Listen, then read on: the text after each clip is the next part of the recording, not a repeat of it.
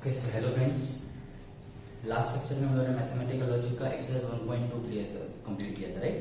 So today we will start with exercise 1.3। तो उसमें थोड़े 2-3 कॉन्सेप्ट हम लोग देखते हैं। Okay, so first concept is quantifier. First concept है क्वांटिफायर।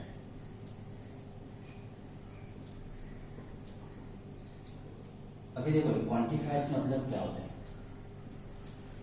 राइट। आप लोगों ने ना टेक्स्ट बुक में कभी रीड करते टाइम ए साइन देखा होगा, उल्टा ई एंड उल्टा ए, ये साइन देखा होगा, राइट। तो ये जो साइंस है इसको हम लोग बोलते हैं क्वांटिफायर। इसको हम क्या बोलते हैं? क्वांटिफायर। इसका मीनिंग आपको बता दो। इसको ये जो साइंस है इसको हम लोग क्या बोलते हैं? क्वांटिफायर्स, बराबर। तो ये जो फर्स्ट साइन हम लोग वो ले लेते हैं। फर्स्ट साइन आपको दिया उल्टा ई, इसको वो इसका मीनिंग होता है देयर एग्जिस्ट, एग्जिस्ट। और हम लोग इसको बोल सकते हैं for some values of x.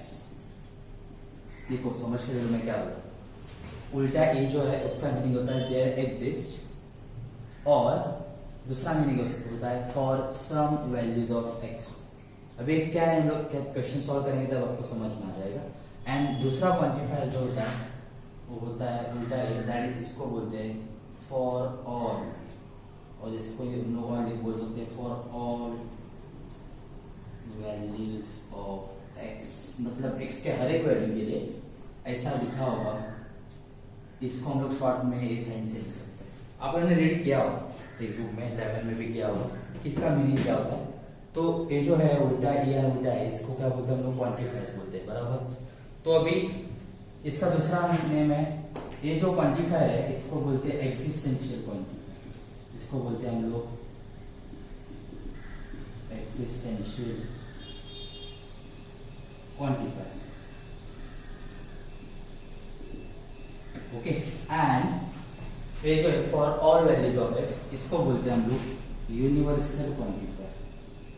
इसको हम लोग बोलते हैं यूनिवर्सल क्वांटिफायर। ओके, इसका मीनिंग आपको बताता हूं, ये समझ में आ गया सब लोग को? क्वांटिफायर जो साइंस है, मतलब जो हम लोग ये लिखने के लिए यूज करते हैं उसको बोलते हैं हम लोग क्वांटिफायर्स, बराबर। अभी एक क्वांटिफायर्स यूज करके जो स्टेटमेंट लिखा जाएगा उसको हम लोग बोलते हैं क्वांटिफाइड स्टेटमेंट। उसको क्या बोलते हैं हम लोग? Quantified statement.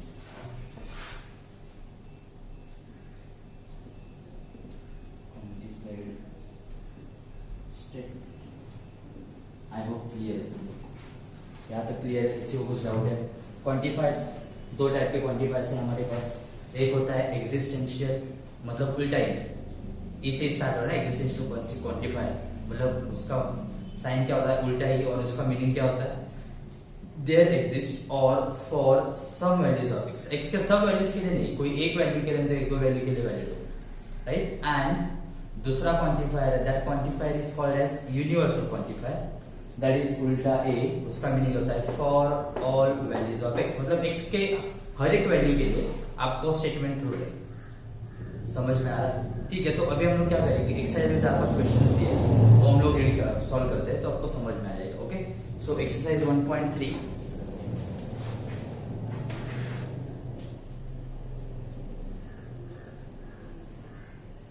क्वेश्चन नंबर 1 देखो क्या दिया उन्होंने।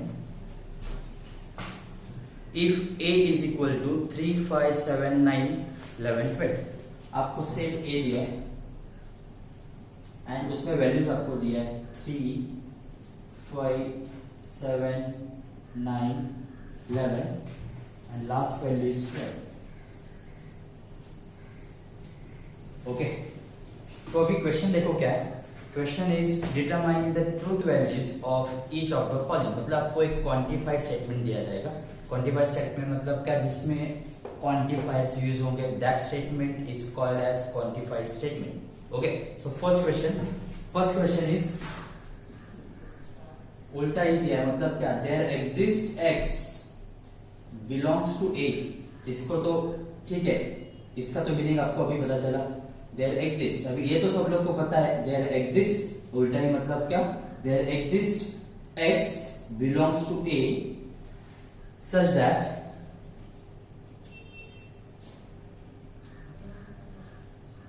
x minus 8 is equal to 1. अभी आपको स्टेटमेंट दिया है and you have to find the truth value of this statement. अभी स्टेटमेंट क्या है? There exist x belongs to A such that x minus 8 is equal to 1.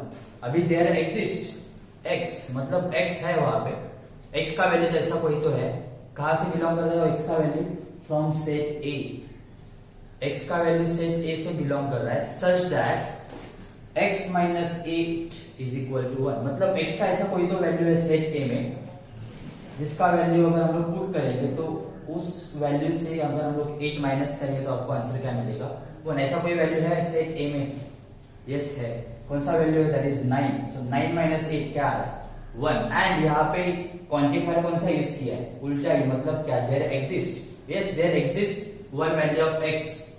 सब values के लिए तो नहीं, फॉर ऑल के लिए उल्टा ही होता है. For all values x, for all values of x के लिए स्टेटमेंट ट्रू नहीं है, लेकिन x के एक वैल्यू के लिए, और वो वैल्यू क्या है? 9 है. 9 माइनस 8 1 आ रहा है. मतलब देयर एग्जिस्ट जो साइन यूज किया है यहाँ पे वो क्या है? बराबर.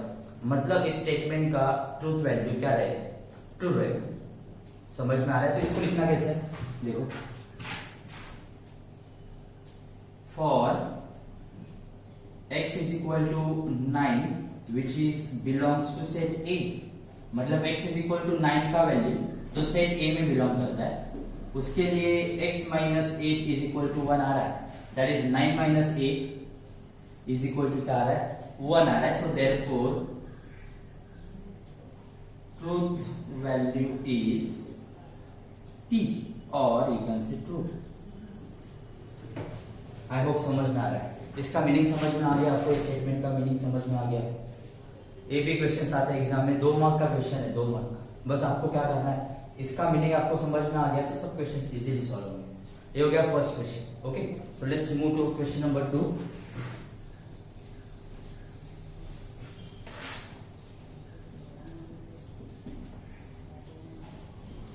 So question number 2 is, for all x belongs to A, for all x belongs to A, x square plus x is an even number, is an even number. अभी देखो स्टेटमेंट क्या पूरा है. स्टेटमेंट में साइन कौन सा use किया है? ए वाला, उल्टा ए. मतलब for all values of x, मतलब बिलोंग्स टू ए, मतलब सेट ए के हर एक वैल्यू के लिए क्या आपका ये जो इक्वेशन दिया है वो इक्वेशन का वैल्यू इवन नंबर आएगा. समझ में आ रहा है? For all values of x मतलब एक्स के हर एक वैल्यू के लिए, एंड दैट एक्स का value belongs to set A such that x square plus x जो हम लोग कैलकुलेट करेंगे और वो एक्स का वैल्यू कहां से आएगा? सेट ए से आएगा. तो हर एक वैल्यू के लिए एक्स के ये जो इसका वैल्यू आएगा वो क्या रहेगा? इवन नंबर आएगा. अभी देखना है आपको ना, for all values of x. देखो 3 का स्क्वायर करो 9, 9 प्लस 3, बिकॉज 3 का स्क्वायर 9 होगा, 9 प्लस 3 होगा, क्या आएगा? 12. अगेन से 5 का स्क्वायर कर दो 25 प्लस 5 30. क्या 12 30 कौन से नंबर से? इवन है, ऑड है? इवन नंबर है.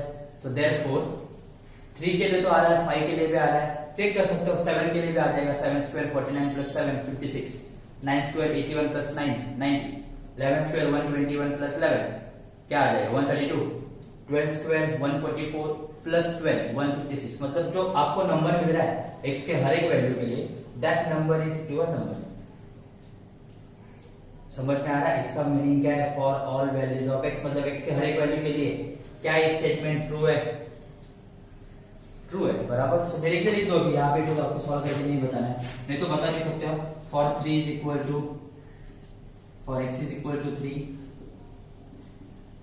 X square plus x which is equal to आ जाएगा 9 plus 3 is equal to 12 is an even number. तो सिमिलरली हर एक वैल्यू के लिए आप लोग लिख सकते हो. So therefore truth value is true और टी। आई होप समझ में आ रहा है आप लोगों को। एकदम इजी क्वेश्चन है, समझ के ले लो क्वेश्चन को, इसमें डिफिकल्ट ऐसा कुछ नहीं है, 2 मार्क के लिए क्वेश्चन आ जाएंगे। ओके ठीक है, सो ये हो गया question number 2। So now next question number 3। So question number 3 is there exists x belongs to A. There exists x belongs to A. Question number 3, yeah. So there exists x belongs to A such that x square is less than 0. Such that x square is less than 0. तो अभी आप लोग देख के समझ में आएगा आपको कि इसका ट्रूथ वैल्यू क्या है।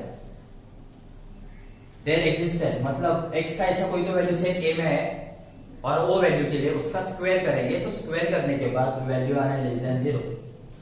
अब ये सिंपल सी बात है, कोई भी वैल्यू हो, निगेटिव हो पॉजिटिव हो, उसका स्क्वायर करेंगे तो कुछ भी करो उसका वैल्यू लेस देन 0 आएगा, कभी नहीं आएगा। मतलब इसका ट्रूथ वैल्यू क्या होगा? फॉल्स। f डायरेक्टली लिख दो, तो therefore truth value is f और फॉल्स। एकदम इजी क्वेश्चन है, कुछ नहीं है इसमें डिफिकल्ट, राइट। ये हो गया question number 3। So now next question number 4। So question number 4 is for all x belongs to A, x is an even number.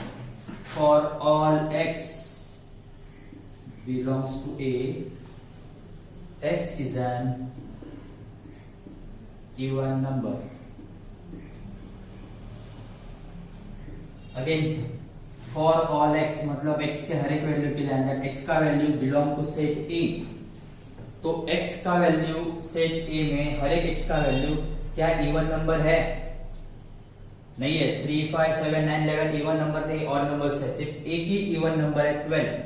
लेकिन ये बोल रहा है for all values of x, मतलब x के हर एक वैल्यू के लिए क्या आपका x का वैल्यू इवन आ रहा है? नहीं आ रहा है। मतलब इसका ट्रूथ वैल्यू अगेन क्या हो गया? Same, false. अगर यहाँ पे उन्होंने लिखा होता देयर एग्जिस्ट x, मतलब देयर एग्जिस्ट मतलब अगर x का कोई तो वैल्यू है जो इवन नंबर है, तो आपका ट्रूथ वैल्यू ट्रू आता था।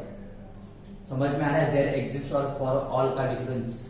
If for all values of x उन्होंने दिया मतलब x का हर एक वैल्यू इवन नंबर है क्या? नहीं है। अगर उन्होंने लिखा होता देयर एग्जिस्ट मतलब x का कोई तो वैल्यू है सेट A में जो इवन नंबर है, तो 12 आ जाता था, तब उसका ट्रूथ वैल्यू ट्रू आता था। लेकिन यहाँ पे फॉर ऑल है तो इसका ट्रूथ वैल्यू आ जाएगा फॉल्स, दैट इज f। समझ में आ रहा है? पक्का? ठीक है। So therefore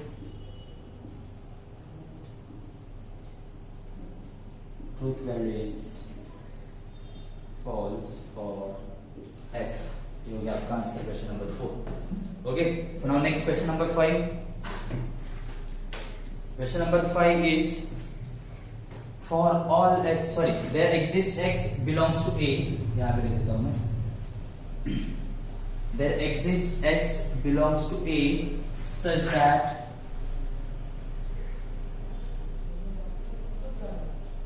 three x plus 8 greater than 40। अभी देखो देयर एग्जिस्ट है ना, देयर एग्जिस्ट का साइन है, इसका मतलब x का कोई तो वैल्यू है सेट A में सच दैट अगर मैंने x का वैल्यू इक्वेशन में पुट किया तो मुझे उसका वैल्यू ग्रेटर देन 40 मिलेगा। देखो ये लोएस्ट वैल्यू इसके लिए कुछ नहीं मिलेगा। 9 के लिए देखो 9 3 27 प्लस 8 35 नहीं मिल रहा है, लेकिन जैसे मैं x का वैल्यू 11 पुट करता हूँ, 11 3 33 प्लस 8 41 मतलब ग्रेटर देन 40 आ रहा है। देन 12 into 3 36 प्लस 8 क्या आ जाएगा? 44। सो 11 एंड 12 के लिए ग्रेटर देन 40 आ रहा है, मतलब दो वैल्यूज के लिए आ रहा है, मतलब ये जो साइन है there exist, that is correct. मतलब ये जो स्टेटमेंट है उस स्टेटमेंट का ट्रूथ वैल्यू क्या हो जाएगा? ट्रू हो जाएगा। तो यहाँ पे आप लोग लिख के बता सकते हो उनको। So for x is equal to 11 3x plus 8 is greater than 40 and यहाँ पे लिख दो for x is equal to 11 and 12 3x plus 8 greater than 40 है, so therefore truth value is true or ठीक है। आई होप समझ में आ रहा है। Okay, so now next question number 6, for all x belongs to a, अभी आपको करना है, for all x belongs to a 2x plus 9 greater than 40। अभी फॉर ऑल x बोला है, मतलब x के हर एक वैल्यू के लिए आपका वैल्यू ग्रेटर देन 40 आना चाहिए। देखो लोएस्ट वैल्यू चेक कर दो, बाकी ग्रेटर देन वैल्यू के लिए तो आ जाएगा। लोएस्ट वैल्यू क्या है, 3 है, 3 वैल्यू पुट कर दो, x is equal to 3, so 3 into 2 6, so 6 plus 9 क्या आ जाएगा 15, विच इज ग्रेटर देन 40।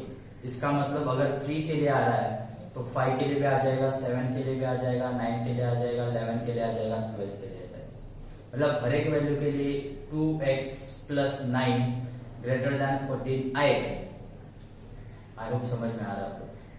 अगर 2x plus 9 ग्रेटर देन 40 आ रहा है, इसका मतलब इस स्टेटमेंट का ट्रूथ वैल्यू क्या हो गया, ट्रू। समझ में आ रहा है पक्का। सो this is about quantifiers.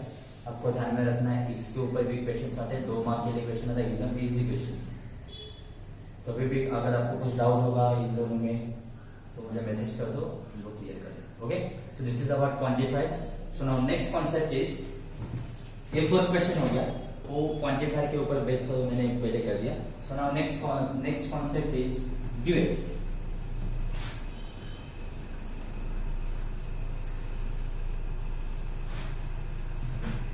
Next concept है ड्यूएल। अबे ड्यूएल मतलब क्या, देखो कोई भी आपको सिंबॉलिक फॉर्म में स्टेटमेंट दिया हो, तो अगर उन्होंने बोला कि find the dual of the following statement, ऐसा क्वेश्चन आता है, तो आपको ध्यान में क्या रखना है, एंड होगा तो उसको आपको रिप्लेस करना है और से। क्या बोल रहा हूं मैं, कोई भी सपोज स्टेटमेंट है P एंड Q, ये आपको स्टेटमेंट दिया है, एंड सपोज मुझे इसका क्या फाइंड आउट करना है, ड्यूएल फाइंड आउट करना है। तो इसका ड्यूएल जो आएगा, वो क्या होगा, P एंड का क्या हो जाएगा, ड्यूएल मतलब क्या, एंड का और होगा तो एंड होगा। तो सिमिलरली और सपोज और होगा तो किस में चेंज हो जाएगा, एंड में चेंज हो जाएगा। क्लियर है, ये हो गया एंड और का। एंड सपोज आपका स्टेटमेंट T होगा, मतलब टोटोलॉजी नहीं तो ट्रू भी बोल सकते हैं, तो उसका ड्यूएल होगा C, दैट इज कॉन्ट्राडिक्शन और फॉल्स भी बोल सकते हैं हम लोग उसको। और सपोज कॉन्ट्राडिक्शन होगा तो आ जाएगा टोटोलॉजी और सिंपली ट्रू। समझ में आ गया। तो इसके ऊपर 2-3 मतलब आपको क्वेश्चंस दिया है जो आप लोग इजीली सॉल्व कर सकते हो। सो 1-2 क्वेश्चंस मैं सॉल्व करके बता देता हूँ आपको। So question number 2, exercise 1.3, write duals, मतलब आपको स्टेटमेंट दिया है and you have to write the duals of the following statement. So first question हम फर्स्ट नहीं करेंगे, डायरेक्टली 6 कर देता हूं। आपको negation P and negation Q and P और Q and negation R, ये आपको स्टेटमेंट दिया हुआ है एंड आपको इसका ड्यूएल फाइंड आउट करना है। तो इसका ड्यूएल देखो क्या है, आपको क्या बोला है मैंने, एंड होगा तो और होगा तो एंड होगा, टी होगा तो सी होगा, सी होगा तो टी होगा। तो यहाँ पे तो सी एंड टी तो कुछ नहीं है, बस आपको एंड होगा तो और करना है, और है तो एंड करना है। सॉरी, इसका ड्यूएल जो होगा वो निगेशन पी तो एज इट इज रहेगा। देखो ड्यूएल और आगे को और एक कॉन्सेप्ट आएगा निगेशन, आप लोग को उसमें कंफ्यूज नहीं होना है। ओके, तो negation P as it is रहेगा, एंड है तो इसका हो जाएगा और, निगेशन क्यू एंड है तो अगेन इसका हो जाएगा और, इन ब्रैकेट P अगेन और है तो इसका हो जाएगा एंड है तो इसका हो जाएगा और।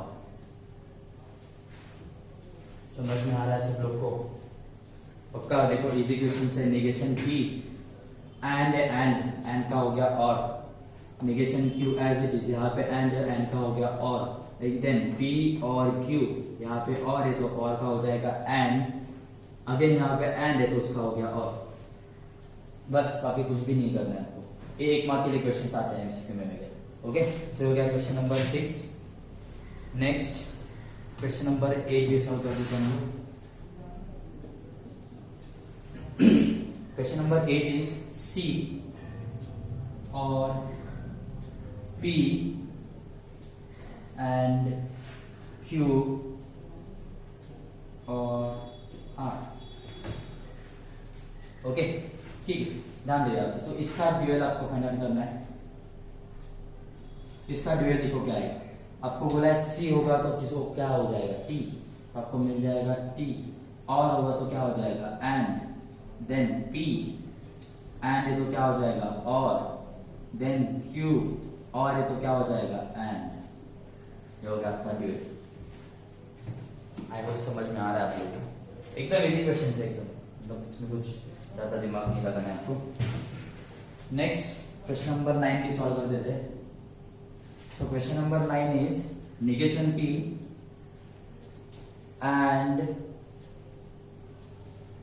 Q and R and T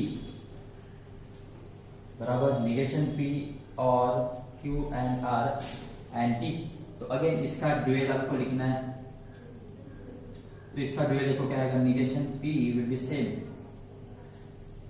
this और चेंज हो जाएगा एंड में, देन क्यू एंड हो जाएगा चेंज, आर में एंड हो जाएगा और टी। ये हो गया इसका ड्यूअल। आई होप समझ में आ रहा है आप लोग को। ओके, सो ये हो गया duals. Okay, so now next concept is negation of compound statement. Next heading दे दो, negation of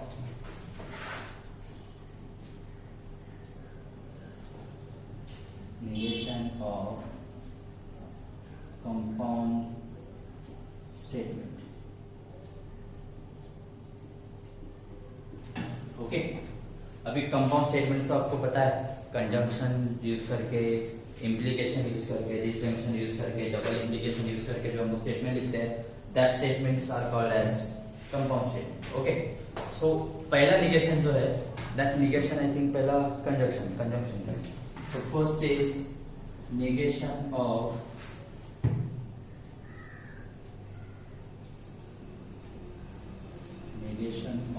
conjunction। Way conjunction का आपको पता है मतलब क्या, एंड। ओके, तो एंड का निगेशन बराबर, एंड का निगेशन आपको फाइंड आउट करना है। तो देखो P एंड Q है, एक कंजंक्शन है, एंड यूज किया यार, एंड का साइन है। तो सपोज मुझे इसका निगेशन फाइंड आउट करना है। निगेशन का साइन सब लोग को पता है, negation of P and Q, and मतलब क्या, and conjunction. So negation of P and Q क्या होगा, देखो ध्यान में रखो, अभी ये निगेशन सबके लिए अप्लाई करना है आपको। तो निगेशन P के साथ हो जाएगा तो आपको मिल जाएगा negation P। Similarly negation and के साथ जाएगा तो एंड का उल्टा क्या होता है, और, तो एंड किस में कन्वर्ट हो जाएगा, एंड। अभी क्यू बाकी है तो क्यू का भी क्या आ जाएगा, निगेशन। ये हो गया निगेशन ऑफ कंजंक्शन। सिंपली जैसे हम लोग मल्टीप्लाई करते हैं ना, वो टाइप का है थोड़ा। निगेशन से मल्टीप्लाई कर दो हर एक को, निगेशन से पी इसको मल्टीप्लाई कर आपको मिल जाएगा निगेशन पी। अभी निगेशन ऑफ एंड का निगेशन क्या होगा, और, एंड क्यू का निगेशन आ जाएगा निगेशन क्यू। ये हो गया। Next second, negation of disjunction.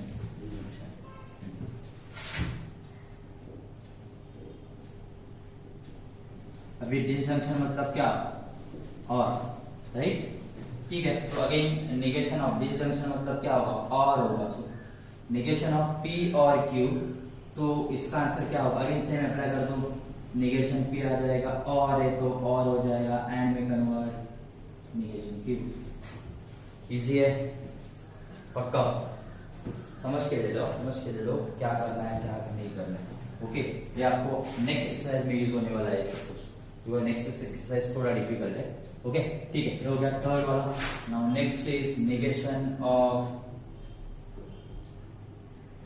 Implication. अभी इम्प्लीकेशन मतलब क्या? ओके, इफ देन, बराबर। इसका साइन क्या है? ये वाला साइन है,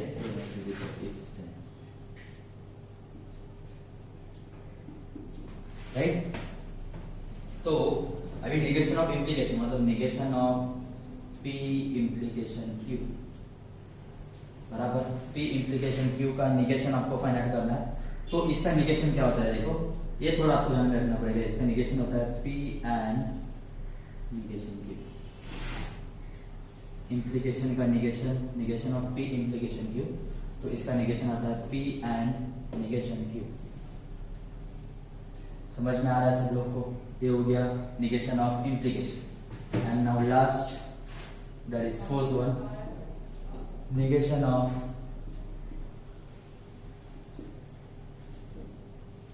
डबल इम्प्लीकेशन, राइट, और बाय कंडीशन। तो negation of biconditional. Biconditional मतलब क्या? If and only if. ये पता है ना सब लोग को? यहाँ पे वेरी क्वेश्चन स्टेटमेंट आएगा, then if and only if. तो अभी इसका आपको निगेशन लिखना है। तो उसके पहले देखो, ये जो हम लोग लिखते हैं ना, P double implication Q, right.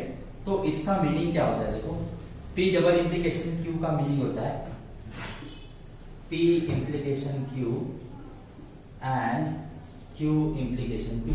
ये आप ट्रुथ टेबल से वेरीफाई कर सकते हो कि पी डबल इम्प्लीकेशन क्यू का मीनिंग होता है P implication Q and Q implication P, right. And अभी सपोज मुझे इस स्टेटमेंट का ट्रूथ वैल्यू फाइंड आउट करना है, बराबर। तो truth value, sorry, negation find out करना है।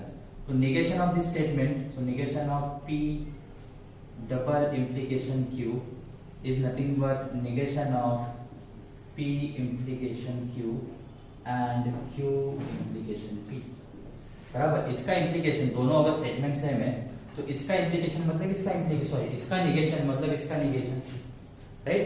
तो अभी आगे, अभी निगेशन सबके लिए अप्लाई होगा। ब्रैकेट के लिए मैंने अप्लाई किया negation of P implication Q। अभी एंड का निगेशन हो जाएगा और negation of Q implication P।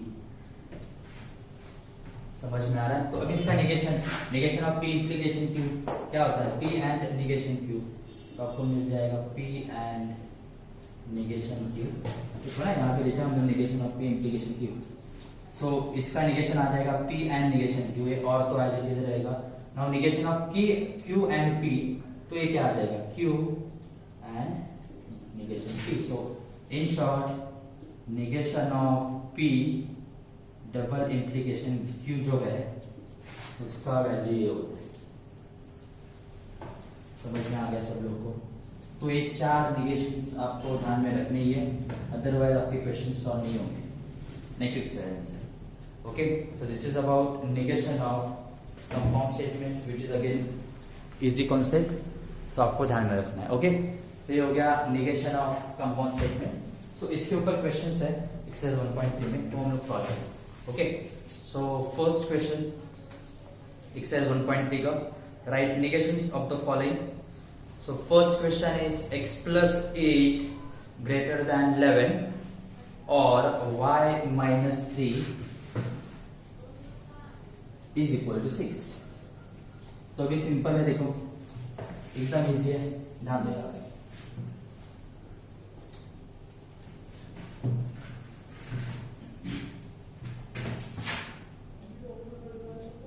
Exercise 1.3 question number 3 का first we have to write the negations. So first question is x plus 8 greater than 11 और y minus 3 is equal to 6।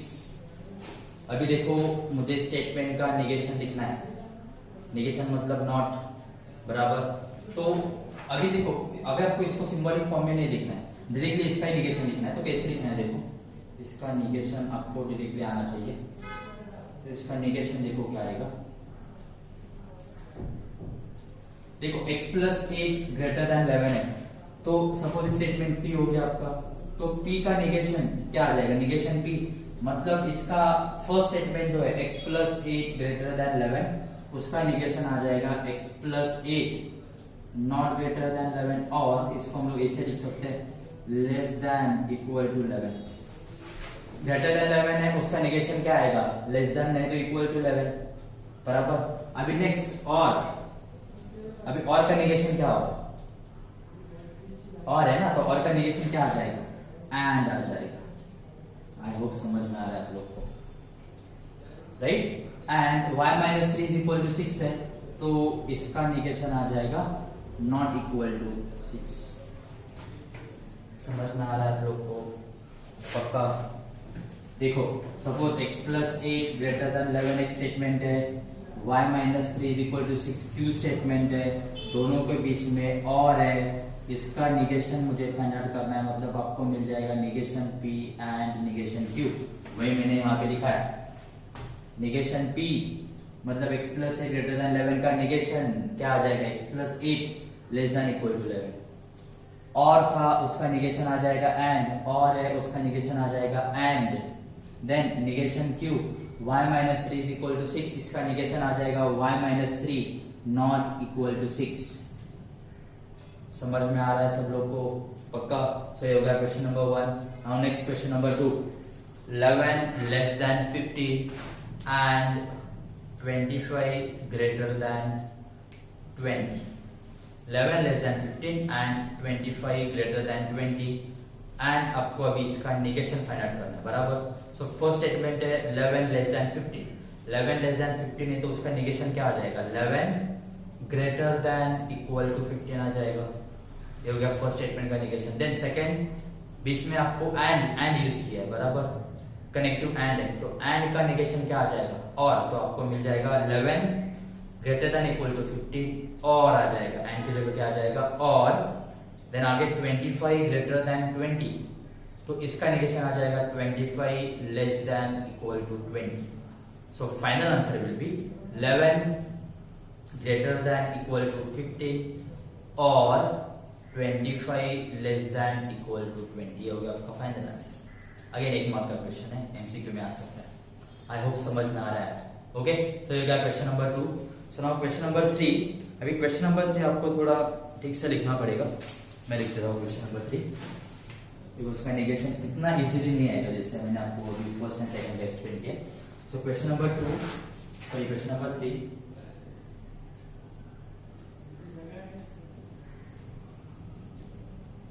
quadrilateral is a square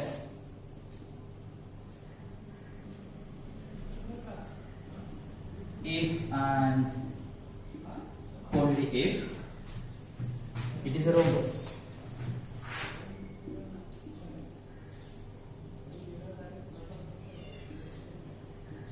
ठीक है भाई, ध्यान रखो। Quadrilateral is a square if and only if it is a rhombus, बराबर। इसमें दो statements है, समझ में आ रहा है कौन से स्टेटमेंट है। पहला स्टेटमेंट है क्वाड्रिलैटरल इज अ स्क्वायर, दूसरा स्टेटमेंट है क्वाड्रिलैटरल इज ए रोम्बस। दो स्टेटमेंट है आपके पास, राइट। ये आपका पी स्टेटमेंट है, ये आपका क्यू स्टेटमेंट है, बराबर। एंड दोनों के बीच में जो कनेक्टिव यूज किया है, that connective is P if and only if है, मतलब डबल इंप्लीकेशन आ जाएगा, P डबल इंप्लीकेशन Q और बाई कंडीशनल Q। समझ में आ रहा है। तो इसका निगेशन अगर आपको लिखना है, इसका निगेशन, तो इसका निगेशन जो होता है that negation is P and negation Q और Q एंड निगेशन P, बराबर। ये समझ में आ गया पक्का। अभी आपको निगेशन लिख के दिया था ना यार, एक क्यों लिख रहा हूं मैं, बिकॉज आपको डायरेक्टली समझ में नहीं आएगा इसका निगेशन कैसे लिखना है। तो ये हो गया सिंबॉलिक फॉर्म में इसका निगेशन। तो अभी क्या हम लोग इसको स्टेटमेंट के फॉर्म में लिख सकते हैं यार, उतना तो आना चाहिए। सो निगेशन, देखो निगेशन क्या आएगा, P एंड निगेशन Q। आपका P statement quadrilateral is a square, P आ गया, and negation q and q का negation मतलब and it is not a rhombus, so negation होगा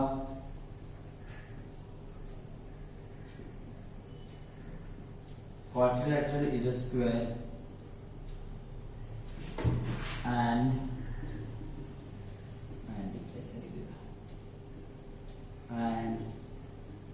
it is not square and it is not rhombus, not a rhombus. So क्या लिखा मैंने, quadrilateral is a square, P statement आ गया and आ गया, it is not a rhombus that is negation Q. अभी इसका statement किससे कनेक्ट किया है, और से किया है, और अभी क्या है, Q and negation P मतलब it is a rhombus and it is not a quadrilateral, so or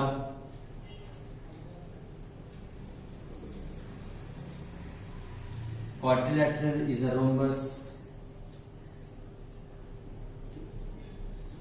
and it is not a square.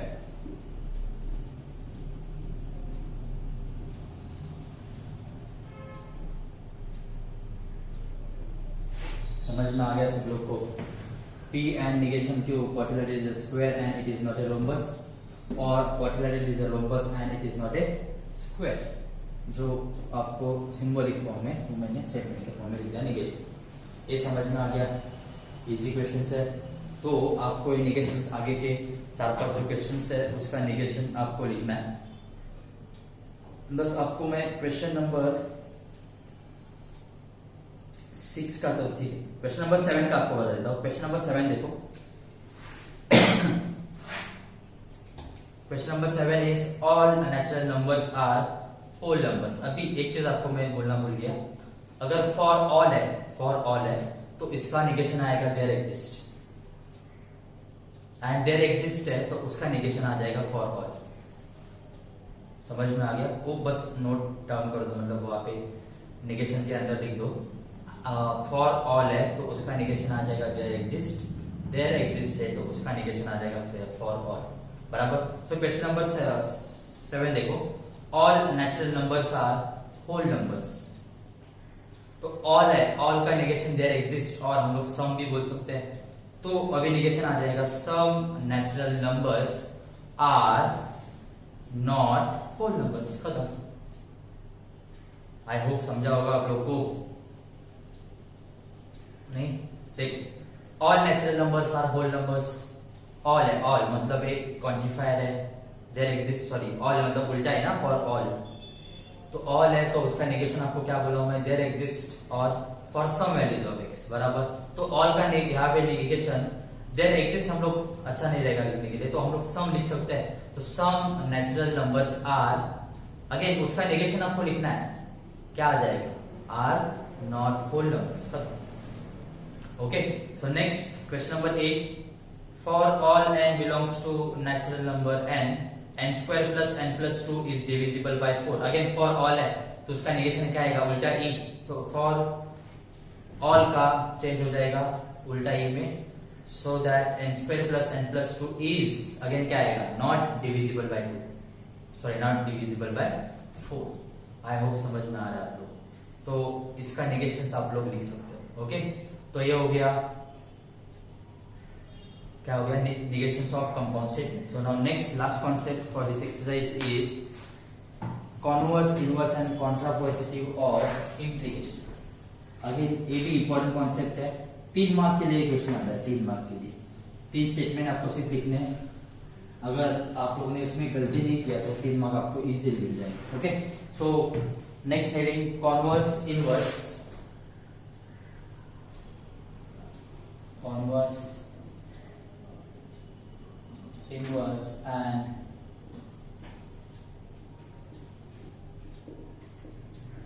contrapositive of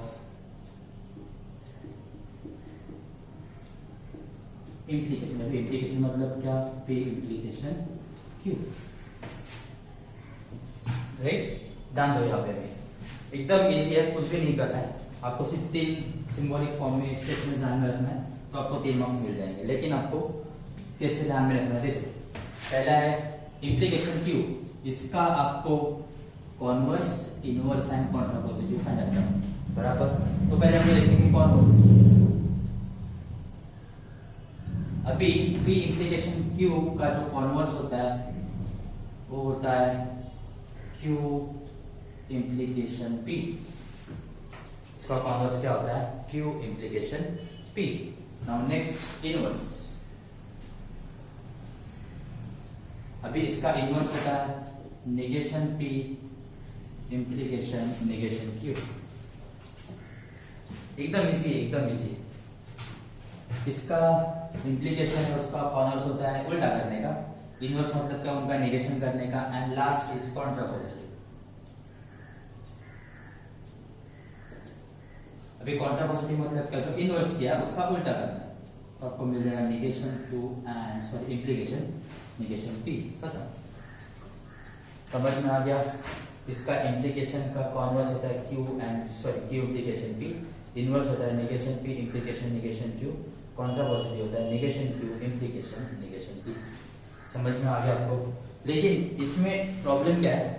आपको जो स्टेटमेंट दिया जाएगा वो सिंबॉलिक फॉर्म में नहीं रहेगा, बराबर। तो आपको कॉन्वर्स, इनवर्स और कॉन्ट्रापोजिटिव भी आपको स्टेटमेंट के फॉर्म में लिखना है, सिंबॉलिक फॉर्म में नहीं लिखना। ओके, कैसे? तो हम लोग देखते हैं। सो एक्सरसाइज 1.3 का last question, that is question number 4। Question number 4 is write converse, inverse and contrapositive of following statements. So first statement, converse.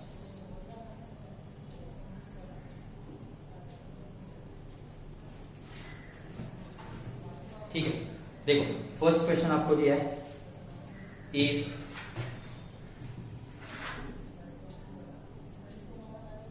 x less than y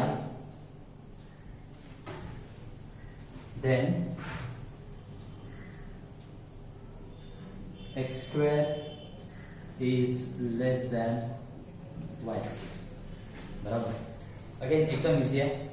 अभी आपको इसका कॉन्वर्स फाइंड आउट करना है, बराबर। इसका कॉन्वर्स देखो कैसे आएगा, तो देखेंगे हम लोग कॉन्वर्स।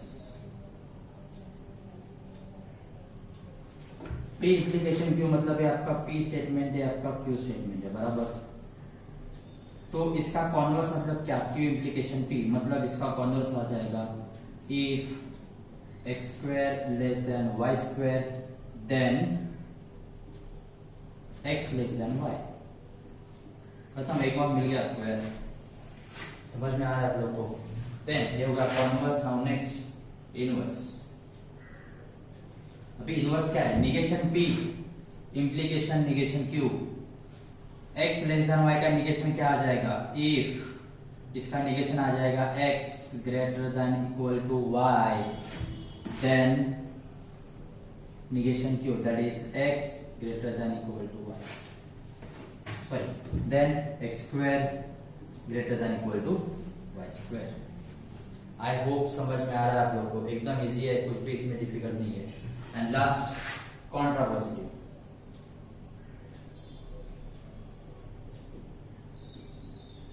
अभी कॉन्ट्रापोजिटिव देखो क्या है? Negation Q implication negation P. Negation Q मतलब ये पहले आएगा, that is if x square greater than equal to y square then x is greater than equal to y. ये हो गया आपका फाइनल आंसर, आपको 3 मार्क्स मिल जाएंगे। समझ में आ रहा है सब लोग को? That is converse, inverse and contrapositive. समझ में आ रहा है सब लोग को? पक्का? ये हो गया क्वेश्चन नंबर 1। ऐसे आप लोग क्वेश्चन नंबर 2, 3, 4 सॉल्व कर सकते हो। एक आपको बता देता हूं और एक, चलो second question. A family becomes literate if the woman in it is literate. ठीक है, ध्यान से और एक कर देते क्वेश्चन। इफ सॉरी क्या है? The family becomes literate if the woman in it is literate. The family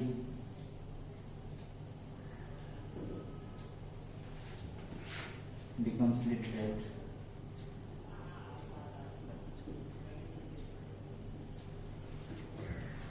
if the women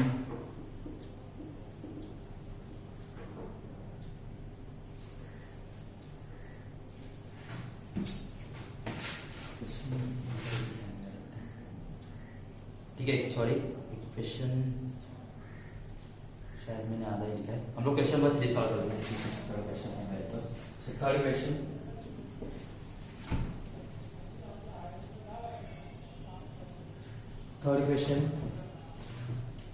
if surface area decreases then pressure increases. If surface area increases then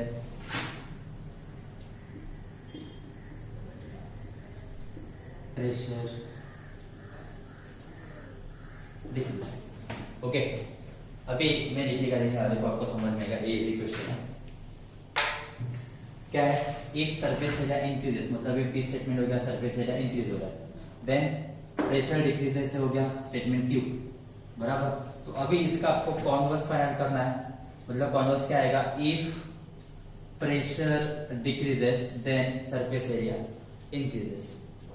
समझ में आ रहा है? तो converse क्या आ जाएगा, इफ, यहाँ पे क्यू आना चाहिए, मतलब इफ प्रेशर डिक्रीजेस यहाँ पे आएगा, देन सरफेस एरिया इंक्रीज होगा।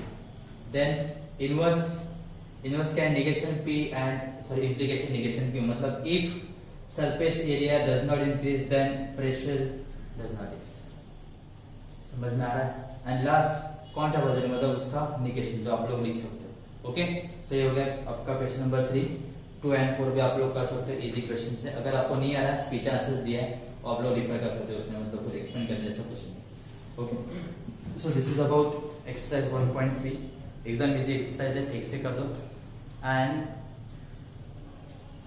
बहुत स्टूडेंट्स का मुझे थोड़ा मैसेज आ रहा है कि सर ट्रूथ टेबल जो बनाना है उसमें थोड़ा कंफ्यूजन आ रहा है। तो देखो अभी स्टार्टिंग में थोड़ा आपको कंफ्यूजन आएगा, आप लोग को सब नया है ना, तो थोड़ा डिफिकल्ट जाएगा। कुछ डाउट होगा तो मुझे फोन करो, मैं आपको क्लियर कर दे जाएगा, मतलब ट्रूथ टेबल कैसे बनाना है तो हो जाएगा। Okay, so this is about today's lecture. तो हम लोग कल एक्सरसाइज 1.4 स्टार्ट करेंगे, जो इम्पोर्टेंट है। तो आज का जो निगेशन है, निगेशन का पार्ट थोड़ा ठीक से करो, एंड ट्रूथ टेबल का पार्ट आपको ठीक से सब याद आना चाहिए, तो ये हम लोग कल एक्सरसाइज कर सकते हैं ठीक से। Okay, so thank you.